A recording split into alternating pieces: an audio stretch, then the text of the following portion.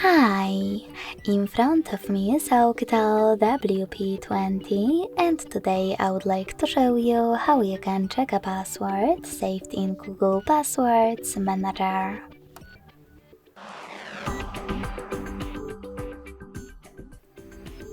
Start by going into Devices Settings and scrolling all the way down right away.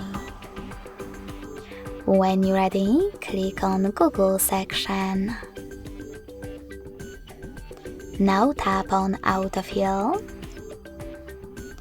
Autofill with Google, and Google Password Manager.